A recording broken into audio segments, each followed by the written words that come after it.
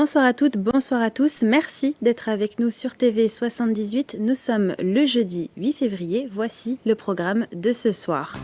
Depuis l'arrivée de la fibre à Montigny-le-Bretonneux, les habitants ne rencontrent que des problèmes. Faute de place dans les armoires, les techniciens débranchent des fils pour en connecter d'autres.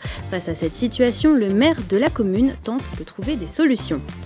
Elle a 45 ans, elle habite à Noisy-le-Roi et elle a remporté le concours du meilleur pâtissier sur M6. Julia Wilner nous ouvre les portes de sa cuisine. Elle nous raconte comment elle a rejoint cette aventure. Le jeudi, comme d'habitude, nous vous donnerons nos idées de sortie pour le week-end. Au programme de ce soir, un festival de théâtre, mais aussi le premier village à Vous-les-Jeux de Saint-Quentin en Yvelines. Nous découvrirons également la pratique du football sur table. Sans oublier l'invité du 7-8 en deuxième partie d'émission, nous parlerons d'un fait de plus en plus courant, les trottinettes électriques qui prennent feu. Quels sont les risques, comment l'éviter? Le lieutenant-colonel Sébastien Frémont du service d'incendie et de secours des Yvelines répondra à nos questions. Voilà le programme de ce soir. Bienvenue dans votre 7-8. Tout de suite, on fait le point sur les informations à retenir aujourd'hui dans les Yvelines.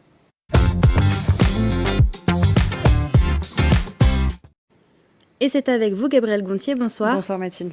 Bruno Le Maire, le ministre de l'économie, a annoncé auprès du quotidien Les Échos que l'État viendrait en aide à l'entreprise Atos, fortement endettée.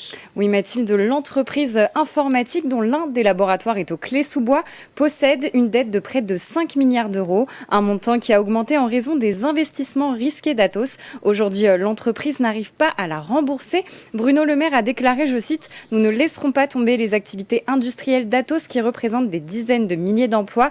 L'État utilisera tous les moyens à sa disposition pour préserver les activités stratégiques. » Et alors pourquoi l'État est-il prêt à venir au secours d'Atos ? Eh bien Mathilde, car le gouvernement veut éviter l'investissement de partenaires étrangers dans cette industrie française. Atos est une entreprise stratégique de l'économie et de la défense depuis 1997. Elle est aussi un leader dans le domaine de la cybersécurité et assurera la sécurité informatique des Jeux Olympiques de Paris. Justement, en parlant des Jeux Olympiques de Paris, les 5084 médailles olympiques et paralympiques de Paris 2024 ont été dévoilées par le comité d'organisation et elles possèdent un petit détail inattendu.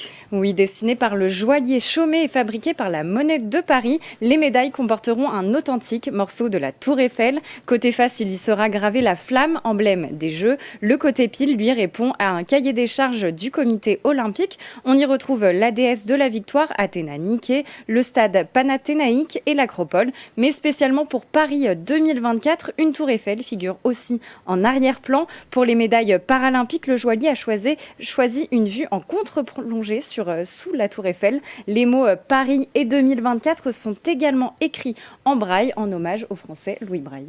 C'est pas pour lancer des fleurs à la France, mais ces médailles, elles sont très belles. Elles sont plutôt jolies, oui. Toujours en sport, la région Île-de-France veut soutenir la rénovation énergétique de certains équipements sportifs. Oui, c'est ce qui a été annoncé ce mardi 6 février à la piscine Jean-François-Henri de Chatou. La région a présenté un dispositif pour financer les études thermiques à hauteur de 50 000 euros pour les travaux jusqu'à 450 000 euros. Pour rappel, la région bénéficie de plus de 45 000 lieux de pratiques sportives. Parmi eux, il y a des piscines, des patinoires ou encore des gymnases, des équipements vulnérables compte tenu de l'augmentation du prix des énergies. Parmi les projets soutenus par la région, l'installation de panneaux photovoltaïques sur toiture alimentant la piscine en électricité. Au total, les économies d'énergie enregistrées seraient de l'ordre de 30%.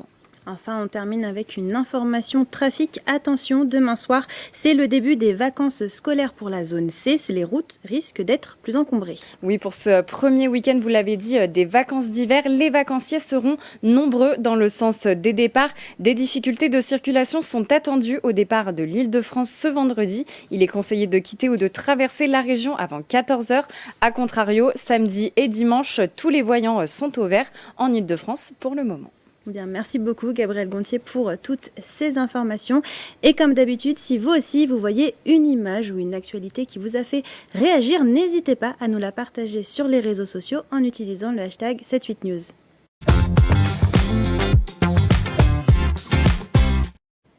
Coupure Internet, débranchement, problème d'installation, la mise en place de la fibre est devenue un véritable casse-tête à Montigny-le-Bretonneux. SFR, Orange, Bouygues Télécom, Free, les opérateurs commerciaux se renvoient la balle et en 3 ans, plus de 170 plaintes ont été déposées par les habitants. Face à cette situation, le maire de la commune tente de trouver des solutions.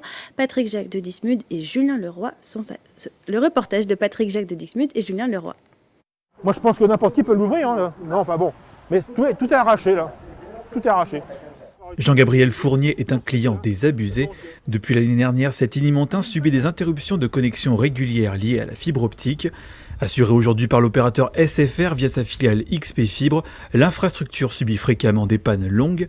Tout comme cet habitant, des abonnés ont déposé plus de 170 plaintes auprès de la commune entre 2020 et 2023. Un sentiment d'impuissance face aux services clients des fournisseurs Free, Orange, Bouygues Télécom ou SFR. Chacun se rejette la responsabilité et facture malgré tout les utilisateurs. Quand je vois qu'il y a un voyant qui s'éteint, tout de suite, je fonce à l'armoire et généralement, je vois un technicien. Alors, le technicien, ce n'est pas des gens ni d'SFR ni d'Orange, c'est des sous-traitants. Donc, et là, eux, vous savez, moi, on me demande de brancher 5 personnes, j'ai que 4 emplacements, j'en branche un au hasard et j'en mets un. Pourquoi ? Parce que dès qu'il y a une connexion, tout de suite, ils sont tarifés. Bien que le réseau ne dépende pas de la commune, Montigny-le-Bretonneux se mobilise. Pour pallier le vandalisme, elle décide d'installer en 2022 des antivols sur la dizaine d'armoires les plus touchées. Pour y accéder, le technicien est contraint de venir récupérer la clé auprès de la police municipale. Mais aujourd'hui, plus de 50 cadenas ont été fracturés. Nous savons que nous avons plein de salariés, par exemple, qui sont en télétravail, qui ont besoin de pouvoir travailler depuis chez eux. Nous avons énormément de familles, d'enfants, qui ont besoin d'avoir un accès à Internet. Et donc, il est absolument inimaginable et intolérable qu'aujourd'hui, en 2024, l'année olympique, nous n'ayons pas de solution et que nous ayons un opérateur qui soit en incapacité de répondre à tous ces problèmes qui sont posés sur la ville. Une inquiétude grandissante pour la commune et ses administrés. Le réseau ADSL devrait disparaître à partir de 2025 au profit de la fibre optique, de quoi laisser craindre des difficultés supplémentaires pour les abonnés si aucune réponse n'est apportée.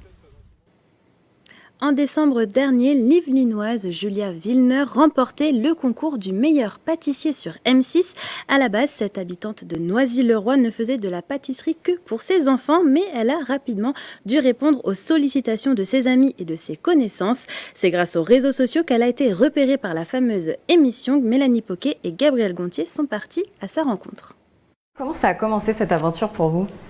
C'était assez incroyable en fait, je pense que c'est le destin. Donc j'avais une petite page Instagram parce que j'aimais bien faire des gâteaux le week-end pour des amis. Et donc souvent je prenais des photos et je les mettais sur mon mur. J'ai été contactée en message privé par une casteuse qui m'a demandé si ça m'intéresserait de participer au casting. Je dis pourquoi pas.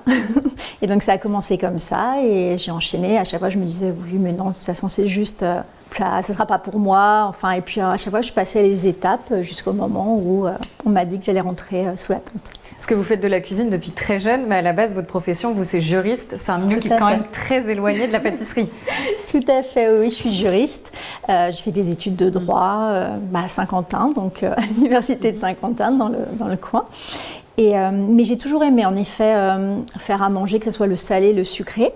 Et depuis plusieurs années, là, c'est vrai que j'ai été vraiment axée sur les gâteaux. Et en même temps, j'avais besoin de ce côté un peu créatif où je pouvais laisser exprimer ce que j'avais envie de faire avec mes mains, en fait.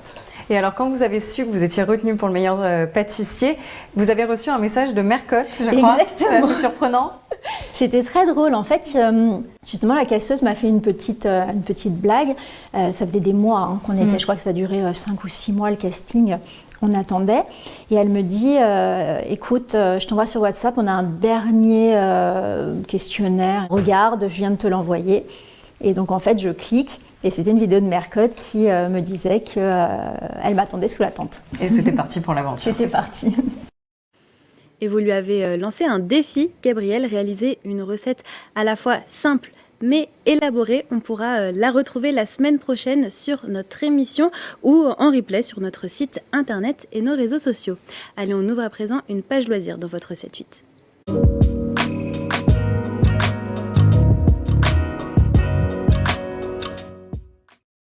Et on ouvre cette page loisirs avec vos idées de sortie pour le week-end. Gabrielle, on commence avec un concert qui aura lieu ce vendredi à Guyancourt. Oui, et en tête d'affiche, Mathilde, le natif de Poissy, Alexis HK, l'artiste au style unique, sera à la batterie de Guyancourt demain soir à 20h30. Dans ce spectacle, l'artiste à la plume aiguisée jouera son dernier album, Bobo Playground, un album dans lequel il se moque des bobos et de sa propre condition sociale de bourgeois bohème. Nous l'avons interrogé sur son spectacle il y a quelques jours. On l'écoute.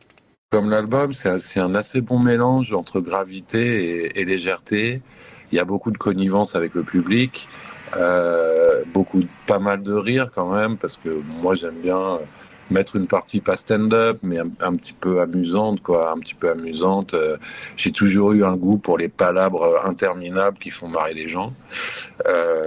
Donc il y a du rire, il y a de la profondeur, il y a de la gravité, il y a d'excellents musiciens. Ils sont 3 derrière moi, basse, guitare, clavier, violoncelle. Moi, je fais de la guitare ou pas. Et donc, je pense que jusqu'à présent, les gens qui ont vu ce concert ont eu envie d'y revenir. Bon, si vous avez envie d'y revenir ou de découvrir, rendez-vous à la batterie vendredi soir à 20h30. Des places sont encore en vente. Et un autre concert a lieu ce week-end dans les Yvelines, mais cette fois plus sur des airs folk et country. Oui, le Courbouillon de Rambouillet vous propose samedi une soirée country folk. Parmi les artistes présents, le groupe Route 70 à l'identité musicale pop rock et jazz manouche, ainsi que le groupe Fab Loop qui présentera son premier EP Hors du temps. Et je vous le disais, la soirée se passera au café associatif et culturel Le Courbouillon. Vous pourrez donc profiter d'un food truck et de plusieurs spécialités pour la restauration. On poursuit vos idées de sortie avec un événement à Maurepas. Oui, un événement qui est devenu une tradition. Chaque année à Maurepas, le festival amateur Plein Feu sur les planches s'achève ce samedi. Pour la 9e année, le festival met les compagnies locales de théâtre amateur à l'honneur. Ce samedi, c'est la pièce Le Prénom d'Alexandre de la Patalière et Mathieu Delaporte, joué par la compagnie d'interprétation théâtrale de Maurepas, le CITEM, qui est proposé aux spectateurs. L'occasion pour les artistes de présenter leur spectacle dans des conditions professionnelles. Du sport maintenant, à quelques mois des Jeux Olympiques et Paralympiques de Paris 2024, le village à vous, les Jeux, entame sa tournée dans les communes. Oui, dans exactement 169 jours débuteront les Jeux Olympiques et Paralympiques 2024, dont une partie des épreuves se tiendront, vous le savez, sur le territoire de Saint-Quentin en Yvelines. À cette occasion, la communauté d'agglomération a créé un village itinérant. L'objectif, faire découvrir les épreuves, les sites de compétition ainsi que de célébration. Alors plusieurs dates sont prévues à travers les communes. La première, c'est ce samedi à Montigny-le-Bretonneux. Et on termine avec une discipline qui ne sera pas aux Jeux Olympiques, mais qui ne reste pas moins impressionnante. Le football américain vous donne rendez-vous ce week-end dans les Yvelines. Oui, l'historique club des Templiers d'Elancourt joue à domicile ce week-end. Il rencontre les Myrmidons de Savigny-le-Temple. C'est le premier match à domicile pour les Élancourtois, le premier de la saison ayant été annulé en raison du gel et du froid. Après une dernière rencontre marquée par une défaite, les Templiers veulent se rattraper avec un objectif, celui de monter d'ici la fin de la saison. Et on espère qu'ils gagneront leur match. Merci beaucoup Gabrielle Gontier pour toutes ces idées de sortie. On poursuit cette page loisirs avec un autre événement. Les passionnés de jeux avaient rendez-vous le week-end dernier à Villepreux pour Festigeux, organisé par la commune et l'association La Croisée des Mondes. Ce dernier a une nouvelle fois attiré les foules, ce qui confirme un retour à la mode du jeu depuis quelques années. Les explications de Grégory Canalé.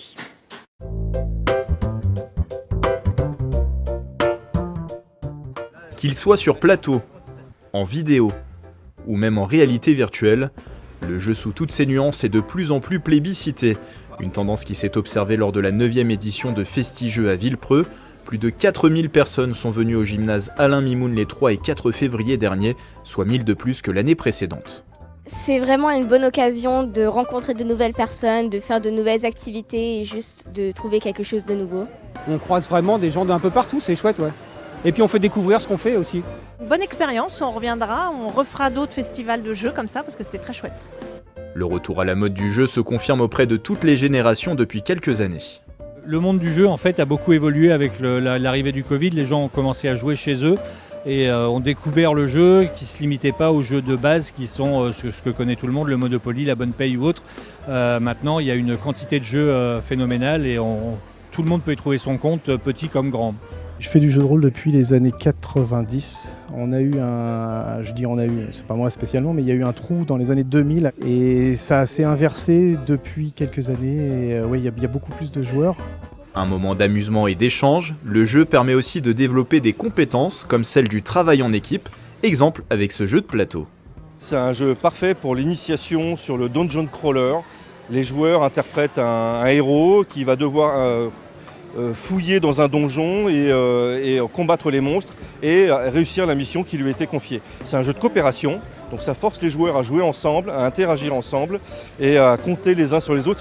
Chaque joueur a des compétences qui sont différentes de celles des autres. Donc c'est un jeu vraiment bien pour apprendre à travailler ensemble. Et les possibilités ne manquent pas, plus de 150 éditeurs existent en France. Ces sociétés fabriquent de plus en plus leurs produits directement dans l'Hexagone, c'est le cas de ce jeu. Le jeu qu'on propose ici, c'est Infiltré. Donc Infiltré, c'est un petit jeu de bluff, un petit jeu d'ambiance qui se joue de 2 jusqu'à 12 joueurs. Et donc c'est nous qui l'avons créé. Donc c'est notre deuxième jeu qu'on a sorti juste au moment du Covid. Le jeu a encore de belles heures devant lui, près de 9 Français sur 10 se retrouveraient régulièrement autour de jeux de société. Le chiffre d'affaires de leur vente a même augmenté de 20% en 2023. Un autre jeu à présent, mais un peu différent. Connaissez-vous le Subbuteo ? Il s'agit d'un jeu de plateau simulant un match de football. 22 joueurs, 2 équipes, 1 ballon, mais les participants jouent avec leurs doigts à l'aide de petites pichenettes.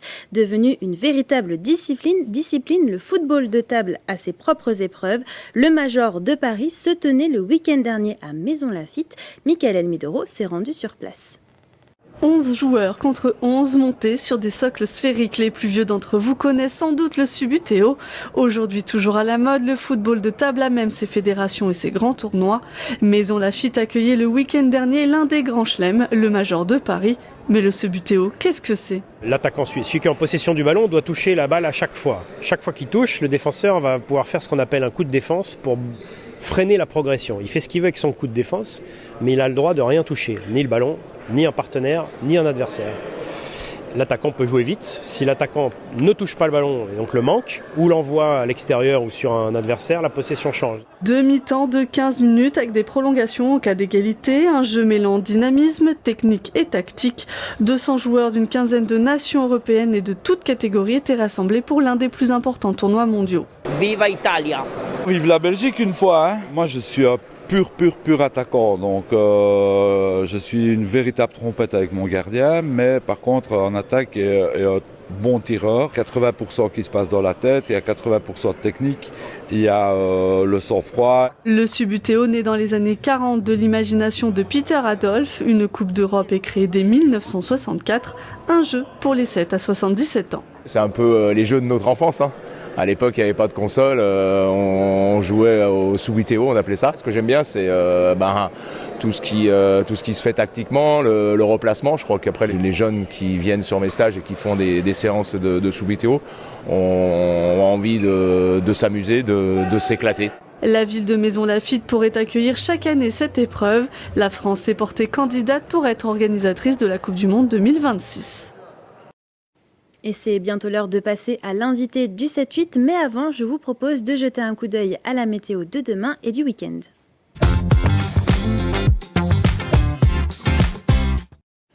Demain matin, le temps sera toujours aussi gris au-dessus des Yvelines. Côté température, il fera assez doux, comptez environ 11 degrés sur l'ensemble du département. L'après-midi, pas de grands changements, les nuages seront toujours bien présents. Au niveau des températures, il fera 14 degrés à Mantes-la-Jolie, 12 à Houdan et Versailles et 11 à Rambouillet. Pour les prévisions météo de ce week-end, samedi, prévoyez des averses dans les Yvelines avec des températures d'environ 9-10 degrés. Dimanche, la pluie devrait cesser de tomber, sauf dans le secteur de Houdan, et il fera en moyenne 8 degrés le matin et 10 degrés l'après-midi. C'est l'heure à présent de passer à l'invité du 7-8.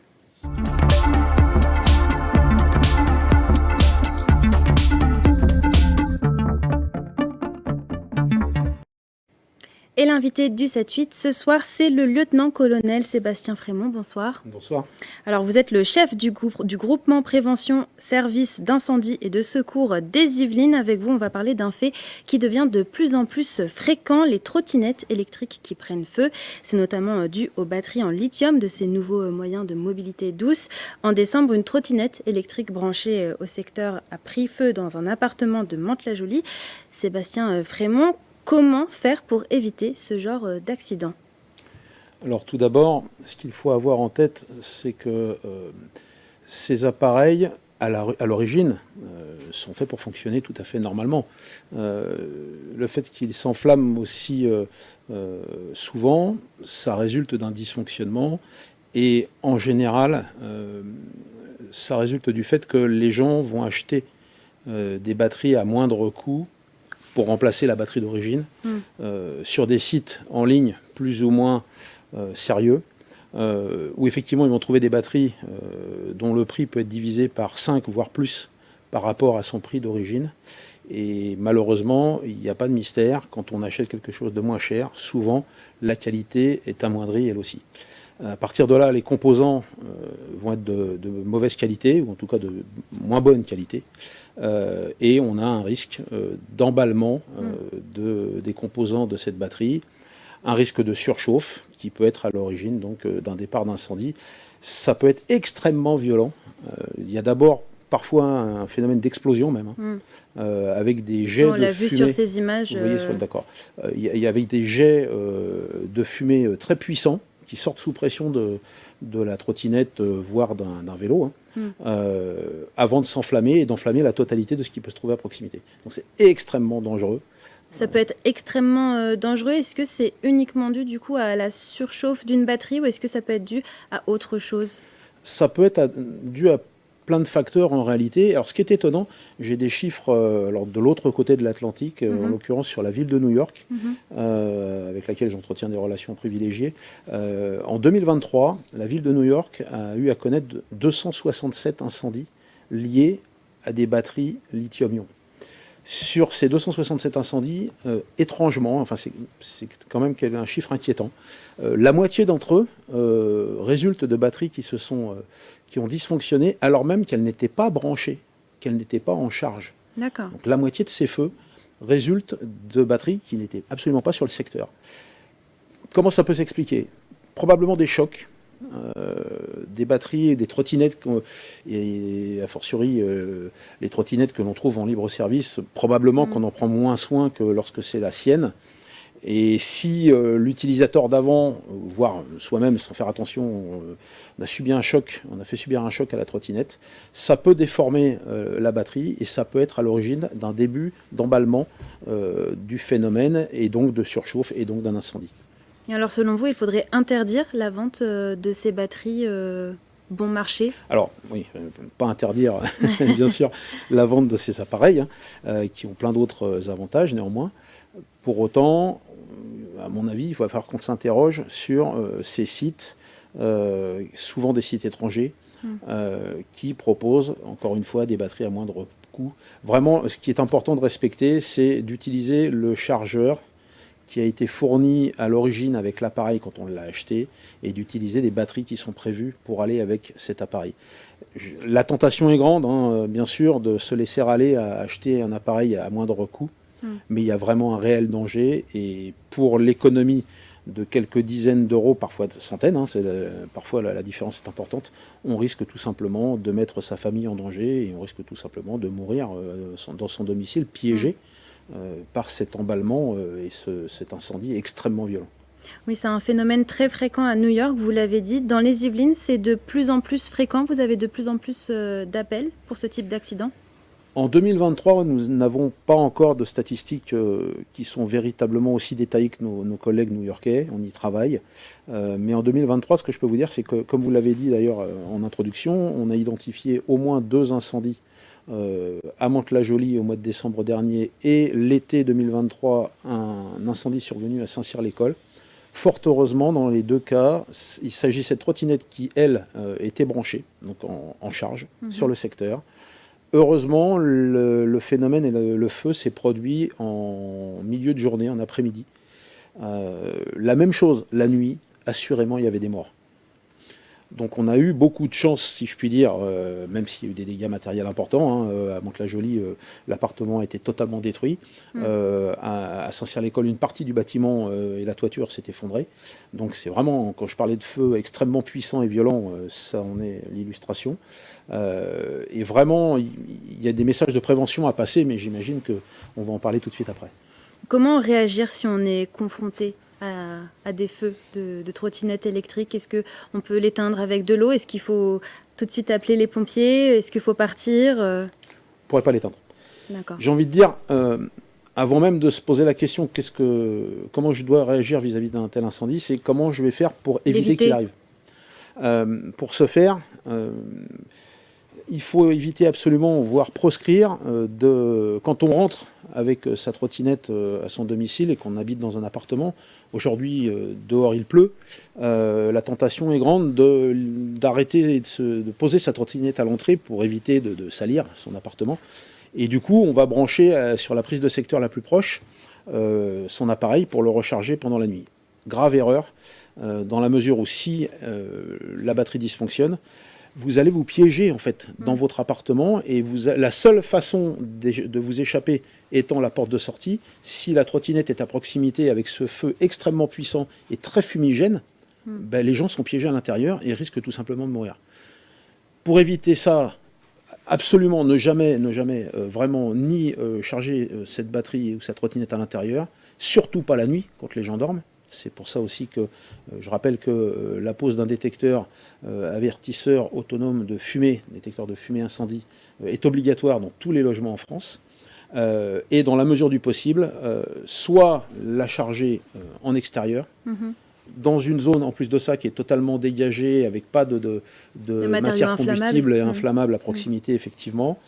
Si vraiment on ne peut pas faire autrement que de le faire à son domicile, surtout, il faut que ça se passe quand on est réveillé, la journée, et surtout pas devant la seule sortie de l'appartement. Et si on voit de la fumée qui commence à sortir de sa trottinette électrique, c'est déjà trop tard en fait, il faut déjà partir. Oui, c'est déjà trop tard. C'est pas possible d'imaginer de pouvoir enrayer le phénomène. Ce sont des feux qui sont extrêmement compliqués à éteindre, y compris pour nous, sapeurs-pompiers. Donc la seule chose à faire, c'est sortir, encore une fois, le plus vite possible, avant que les fumées n'envahissent la totalité des volumes de sa pièce ou de son appartement. Surtout également, bien penser à fermer la porte derrière soi. Combien d'incendies, malheureusement, se propagent par les escaliers, par les parties communes, alors même qu'ils auraient pu rester cantonnés dans un seul appartement. C'est déjà suffisamment dramatique en cela, mais vraiment penser à fermer les portes derrière soi, et puis bien sûr, composer le 18 et appeler les sapeurs-pompiers qui, dans les Yvelines, ailleurs aussi, mais surtout dans les Yvelines, interviennent très rapidement.